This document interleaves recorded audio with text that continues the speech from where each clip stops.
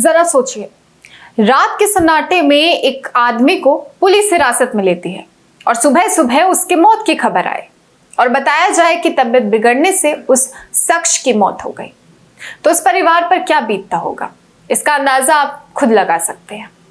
Police का सिर्फ ये कहना कि हिरासत में उसकी तबीयत बिगड़ गई, हमने बचाने की कोशिश की लेकिन बचा नहीं पाए, कोशिश कैसे की गई और परिवार को उसके बिगड़ते हालात के बारे में क्यों नहीं बताया गया, इस पर पुलिस चुप्पी साध लेती है। तो ऐसे में आप क्या कहेंगे? उस शख्स के साथ असलियत में क्या हुआ? कोई गवाह नहीं होता, कोई सबूत नहीं होता और सवाल वही का वही कि आखिर उस बंद कमरे में हुआ क्या था। सालों से ऐसे अनगिनत सवाल हमारी न्याय व्यवस्था के सामने खड़े रहे हैं। हिरासत के अंदर होने वाली घटनाएं अक्सर अंधेरे में ही कहीं दफन हो जाती है, जहां सच्चाई तक पहुंचना काफी मुश्किल हो जाता है। लेकिन अब यह अंधेरा टूटने वाला है। भारत के सुप्रीम कोर्ट ने एक ऐसा ऐतिहासिक फैसला सुनाया है जो पुलिस थानों की दीवारों के अंदर भी न्याय की नजर पहुंचा देगा। एक ऐसा फैसला जो सिर्फ कानून नहीं बल्कि आम नागरिक के मौलिक अधिकार, मानव अधिकार और इंसाफ की उम्मीद से जुड़ा है।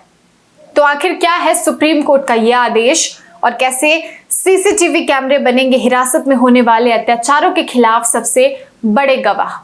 आइए जानते हैं इस ऐतिहासिक फैसले की पूरी जानकारी इस वीडियो में। भारत के सुप्रीम कोर्ट ने एक ऐतिहासिक आदेश देते हुए देश के सभी पुलिस थानों और हाजतों में सीसीटीवी कैमरे लगाने अनिवार्य कर दिए हैं।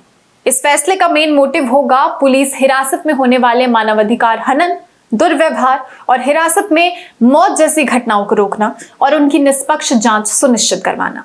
क्योंकि अक्सर हमने सुना है और देखा भी है कि किसी व्यक्ति को हिरासत में प्रताड़ित किया गया तो पूछताछ के दौरान मारपीट हुई या फिर हिरासत में संदिग्ध परिस्थितियों में उसकी मौत हो गई। और ऐसे मामलों में सच्चाई सामने लाना काफी मुश्किल हो जाता है क्योंकि कोई गवाह नहीं होता, सबूतों की कमी रहती है। इसी समस्या को ध्यान में रखते हुए सुप्रीम कोर्ट ने कहा कि पुलिस थानों में पारदर्शिता और जवाबदेही सुनिश्चित करना लोकतंत्र के लिए काफी जरूरी है।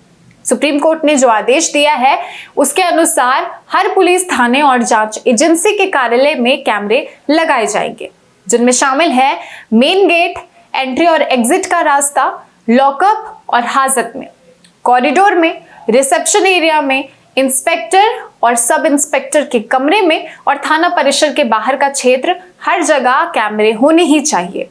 तो मतलब साफ है कि कोई भी कोना कैमरे की निगरानी से बाहर अब नहीं रहेगा।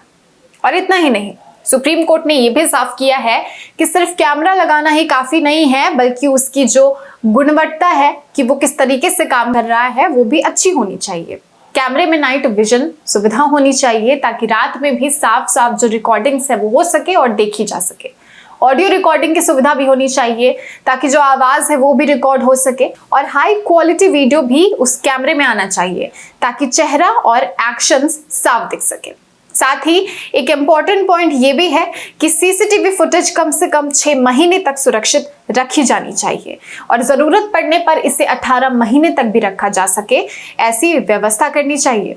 जिससे फायदा ये होगा कि शिकायत पुरानी हो या नहीं हो, पुरानी फुटेज भी देखी जा सकेगी और जांच में किसी भी सबूत को मिटाया ना जा सके। और सिर्फ कैमरा लगाना ही काफी नहीं है, उसकी सही से निगरानी भी जरूरी है, जिसके लिए राज्य स्तरीय निगरानी समिति में गृह सचिव, पुलिस महानिदेशक और राज्य मानवाधिकार आयोग के सदस्य शामिल होंगे। साथ ही जिला स्तरीय निगरानी समिति में जिलाधिकारी, पुलिस अधीक्षक और जिला विधिक सेवा प्राधिकरण के प्रतिनिधि भी शामिल रहेंगे। अब अगर पीड़ितों के अधिकार की बात कर ले तो सुप्रीम कोर्ट ने यह साफ किया है कि अगर किसी भी व्यक्ति के साथ हिरासत में दुर्व्यवहार हुआ तो वो व्यक्ति या उसका परिवार सीसीटीवी फुटेज देखने और पाने का अधिकार रखता है। ये कदम पीड़ित को न्याय दिलाने और सच्चाई सामने लाने में मदद करेगा और इस पूरी व्यवस्था का उद्देश्य है कि पुलिस थानों में मानव अधिकारों की रक्षा हो, हिरासत में हिंसा और मौतों की रोकथाम हो, पुलिस और जनता के बीच विश्वास बढ़ाना और कानून व्यवस्था में पारदर्शिता लाना। साथ ही सुप्रीम कोर्ट ने यह भी साफ किया है कि ये व्यवस्था नागरिकों के मौलिक अधिकारों की रक्षा करने के लिए आवश्यक है, जरूरी है। हालांकि आपको ये भी बता दें कि कोर्ट के आदेश के बाद भी कई राज्यों में अभी भी सभी थानों में सीसीटीवी कैमरे नहीं लगे हैं और इसी कारण सुप्रीम कोर्ट ने संबंधित अधिकारियों को तलब किया है और समय सीमा भी तय की है। और कोर्ट ने यह भी साफ कहा कि अगर आदेश का पालन नहीं हुआ तो कड़ी कार्रवाई की जा सकती है। और अब ये कहना गलत नहीं होगा कि सुप्रीम कोर्ट का ये फैसला आम नागरिकों की सुरक्षा, मानव अधिकारों की रक्षा और न्याय व्यवस्था को मजबूत करने की दिशा में एक बहुत बड़ा और सकारात्मक कदम है। अब जरूरत है कि सभी राज्य और केंद्र शासित प्रदेश इस आदेश का ईमानदारी से पालन करें, इसे लागू करें, ताकि कोई भी नागरिक डर के बिना न्याय पा सके और उसे किसी भी तरीके की परेशानी का सामना ना करना पड़े। फिलहाल के लिए इस खबर में इतना ही। मैं थी आपके साथ प्रियंका सिंह और आप देख रहे थे द न्यूज़ पोस्ट।